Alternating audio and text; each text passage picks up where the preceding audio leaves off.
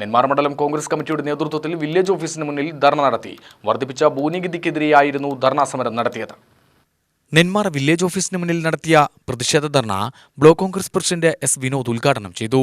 കേരളത്തിന്റെ സർക്കാർ ആരോഗ്യ മേഖലയിലേക്ക് കാരുണ്യ പദ്ധതിയുടെ ഫണ്ട് മാത്രമായി കൊടുക്കാനുള്ളത് 1500 കോടി രൂപയുടെ ബാധ്യതയാണ്.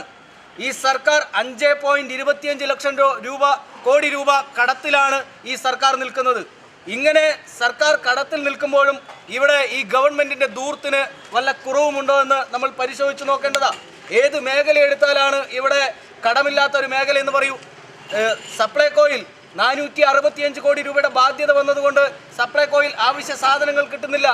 റേഷൻ കടകളിലേക്ക് സാധനം ഇറക്കുന്ന ആളുകൾക്ക് അവർക്ക് കുടിശ്ശിക വരുത്തിയതുകൊണ്ട് റേഷൻ കടകളിൽ ആവശ്യമായ സാധനങ്ങൾ കിട്ടുന്നില്ല.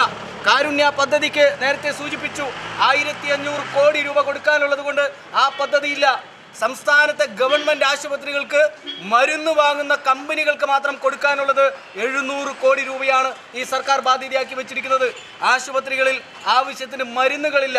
ഇങ്ങനെയൊക്കെ പോകുമ്പോഴും ഈ ഗവൺമെന്റിന്റെ ദൂർത്തിന് ഏതെങ്കിലും ഒരു തരത്തിലുള്ള കുറവുണ്ടോ എന്ന് നിങ്ങളൊന്ന് പരിശോധിച്ച് നോക്കുക.